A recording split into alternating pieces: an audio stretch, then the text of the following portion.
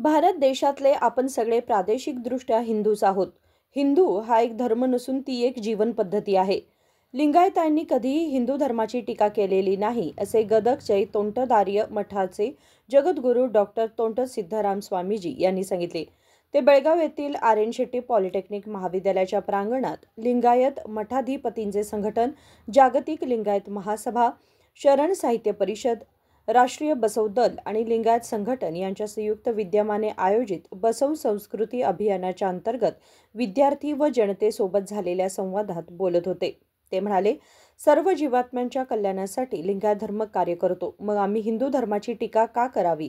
ನಿಮ್ಮನ್ನ ಹುಟ್ಟಿಸಿ ಬೆಳೆಸಿ ನಮ್ಮ ಅವ್ವಿ ಬೆಳಗಾವಿಯಾಗ ಓದಾಕತ್ತಾಳ, ನಮ್ಮ ಅವ್ವಿ ಬೆಂಗಳೂರಾಗ ಓದಾಕತ್ತಾಳ, ನಮ್ಮ ಅವ್ವಿ ಅಲ್ಲಿ ಪುಣಾದಾಗ ಓದಾಕತ್ತಾಳ, ಬಾಂಬೆದಾಗ ಓದಾಕತ್ತಾಳ ಅಂತ ಹಗಲು 12 ತಾಸು ನಮ್ಮ ಕಂದನ ಸಲುವಾಗಿ, ಮಕ್ಕಳ ಸಲುವಾಗಿ ಕನಸಲ್ಲಿ ಕನಸಿಟ್ಕೊಂಡು ಮನಸ್ಸಲ್ಲಿ ಮನಸ್ಸಿಟ್ಕೊಂಡು ದುಡಿದು ಕಷ್ಟಪಟ್ಟು ಓದಿಸಿ ಬೆಳೆಸಿ ದೊಡ್ಡವರನ್ನು ಮಾಡಿ ನಿಮಗೇನಾದರೂ ಒಂದು ಮಕ್ಕಳು ಬೆಳೆದು ದೊಡ್ಡವರಾಗಿ ತಂದೆ ತಾಯಿಗಳಿಗೆ ಒಳ್ಳೇದಾಗುತ್ತೆ, ಮನೆತನಕ್ಕೆ ಒಳ್ಳೇದಾಗುತ್ತೆ, ನಮ್ಮ ಶಿವಸ್ವಾಜರ ಸೇವೆ ಮಾಡ್ತಾರೆ, ನಮ್ಮ ಗದಗಿನಾಚಾರ ಮುಂದೆ ಸೇವೆ ಮಾಡ್ತಾರೆ, ನಮಗೇನಾದರೂ ಭವಿಷ್ಯಕ್ಕೆ ಒಳ್ಳೇದಾಗ್ತಾರಂತ ನಾವು ಕಣ್ಣಾಗಿ ಎಣ್ಣೆ ಹಾಕೊಂಡು ಬಿಟ್ಟು ನಿಮ್ಮನ್ನ ಕಾಯ್ಕೋತ ಕುಂತ್ರ ನೀವು ಅಂತಿರ್ಬೇಕು, ಯಾಕೆ ನಮ್ಮನ್ನ ಅಜ್ಜಾರ ಬೇಯಕ್ಕೆ ಹತ್ಯಾರ ಅಂಥೇಳಿ. ದಯವಿಟ್ಟು ನಿಮ್ಮನ್ನು ನಾನು ಬೇಯ್ತಾ ಇಲ್ಲ. ದಯವಿಟ್ಟು ನಾನು ಬೆಳಗಾವಿಯ ವಿದ್ಯಾರ್ಥಿ ಸಮೂಹದ ಕುರಿತು ಮಾತಾಡ್ತಾ ಇಲ್ಲ, ದೇಶದ ಭವಿಷ್ಯದ ಕುರಿತು ನೋವಿನಿಂದ ಮಾತಾಡ್ತೀನಿ. ಹಗಲು 12 ತಾಸು ಭಾಳ ಮುದ್ದು ಮಾಡಿ ಬೆಳೆಸಿ ದೊಡ್ಡವರು ಮಾಡಿದ ಮೇಲೆ ನಿಮ್ಮಿಂದ ಬಂದ ನಮಗೆ ಫಲ ಏನು? ನಿಮ್ಮಿಂದ ಬಂದ ನಮಗೆ ಒಂದು ಇದನ್ನೇನು ಕೊಡುಗೆ ಏನು? ನಿಮ್ಮಿಂದ ಸಿಕ್ಕ ಫಲಶ್ರುತಿ ಏನು? ನೀವು ಸುಖವಾಗಿ ಕುಂತ್ರಿ, ನೀವು ಆರಾಮಾಗಿದ್ದೀರಿ. ನಮ್ಮ ತಂದೆ ತಾಯಿಗಳು ನನ್ನ ಕಡೆ ಲಕ್ಷ ಕೊಡ್ರಿ. ದೇಶ ನೋಡೋರು ಯಾರ್ರಿ? ನಮ್ಮ ಭಾಷೆ ನೋಡೋರು ಯಾರ್ರಿ? ಇನ್ನು ನೆಕ್ಸ್ಟ್ ಅದು ವಚನ ಸಿದ್ಧಾಂತ, ಮತ್ತೊಂದು ಮಗದೊಂದು ಏನಕ್ಕ ತಾಯಿ ಪ್ರೇಮಕ್ಕ ಅಂಗಡಿ, ಇನ್ನು ನೆಕ್ಸ್ಟ್ ಅದು ಮಾತು ನೆಕ್ಸ್ಟ್ ಅಲ್ಲ ರೀ. ಬೇಸಿಕ್ ಆಗಿ ತಂದೆ ತಾಯಿಗಳನ್ನ ಗುರುವಿನ ನೋಡ್ಕೊಳ್ಳಂಗಿಲ್ಲ ಅಂದಮೇಲೆ ಇನ್ನು ಯಾವ ಯುವಕರು ಇವರೆಲ್ಲ? ಅದು ಆಗಬಾರ್ದು. ನೀವು ಅಂತಿರ್ಬೇಕು, ಮುಂದೆ ಹೇಳ್ರಿ ಏನು? ಅದು ಆಗಬಾರ್ದು. ಅದು ಒಳಗೆ ನೋವದೆ, ನಮಗೆ ಒಳಗೆ ತ್ರಾಸ ಆಗ್ತಾ ಇದೆ. ಅದಕ್ಕಾಗಿ ನಮ್ಮೆಲ್ಲ ನಾಡಿನ ಪರಮ ಪೂಜ್ಯರು ಒಂದೇ ಒಂದು ಆಸೆ ಪಟ್ಟರು, ಒಂದೇ ಒಂದು ಕನಸು ಕಟ್ಟರು, ಒಂದೇ ಒಂದು ಸಂಕಲ್ಪ ಮಾಡಿದ್ರು.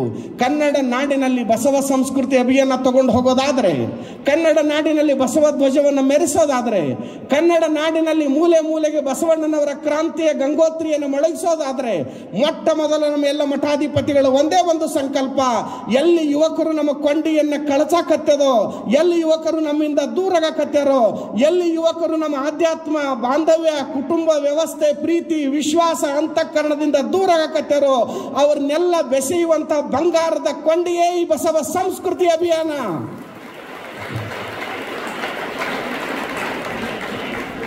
ನಮ್ಮ ದೊಡ್ಡಸ್ತಿಕೆಗಾಗಿ ಕಾರ್ಯಕ್ರಮ ಅಲ್ಲ, ನಮ್ಮ ಯಾವ ಮಠಗಳ ಧ್ವಜವನ್ನ ಮೇಲೆ ಹಾರಿ ಆಗಬೇಕು ಅನ್ನೋ ಕಾರಣಕ್ಕಾಗಿ ಕಾರ್ಯಕ್ರಮ ಅಲ್ಲ. ಕಂದ ಮಾತಾಡಬೇಡ ರಾಜು, ತಂದೆಯನ್ನಾದರೂ ತೊರೆ, ನೀನು ತಂದೆಯನ್ನಾದರೂ ತೊರೆ, ತಾಯಿಯನ್ನಾದರೂ ತೊರೆ, ಬಂಧುವನ್ನಾದರೂ ತೊರೆ, ಬಳಗವನ್ನಾದರೂ ತೊರೆ.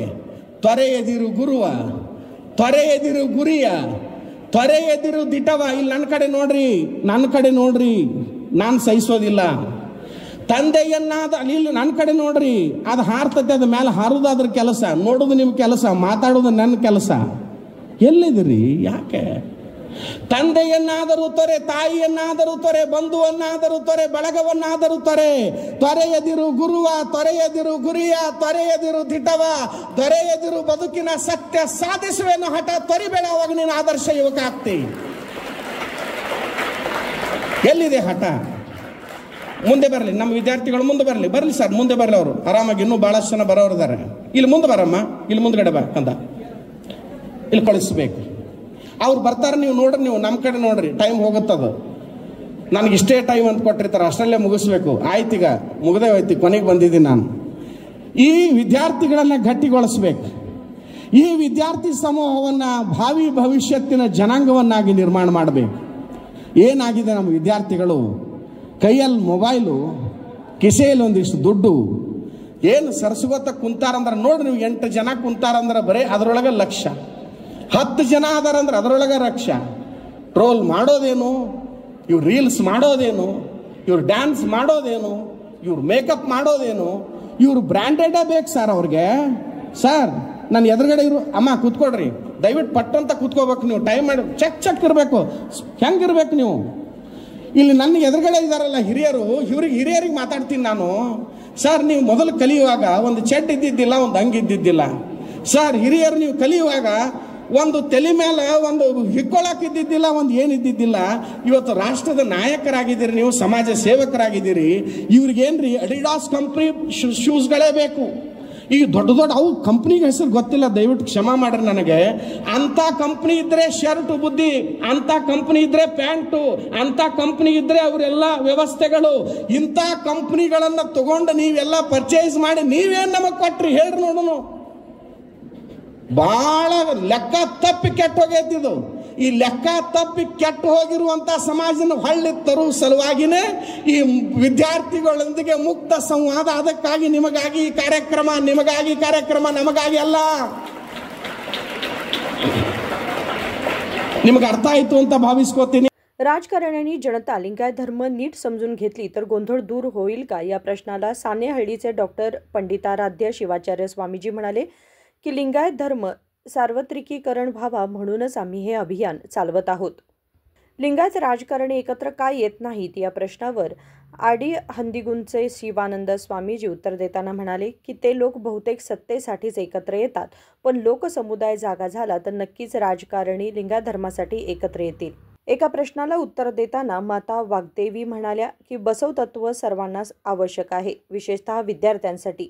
शीलवंतपणा, क्षमा, करुणा हे 3 गुण असतील तरच कोणी आदर्श शिक्षक ठरतो.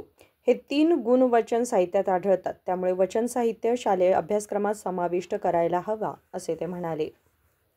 राजशेखर हिरेमठ, KMM मराठी, बेळगाव.